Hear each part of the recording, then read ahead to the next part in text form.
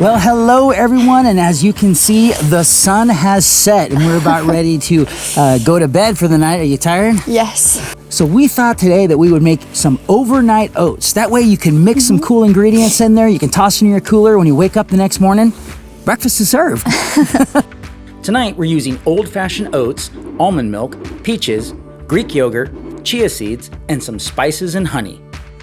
We begin by adding oats to a jar. I'm so excited. Peaches are my favorite fruit. Good. Then after our peaches, we add some almond milk, Good. So just go chia seeds, and Greek yogurt. There we go.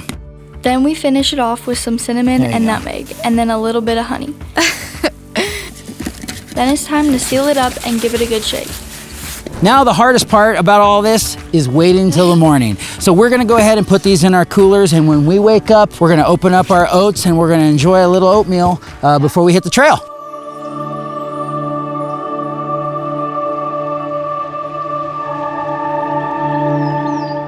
Good morning, everybody. It is a beautiful, quiet morning here in the Cascade Mountains, and now it's time to eat our oats. I'm excited. All right, here we go.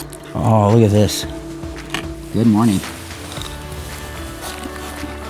Wow, The peaches are a really good touch. that is so good.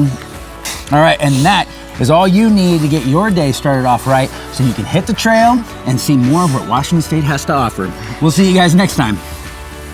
To learn how to make this recipe and many others, head on over to wagrown.com.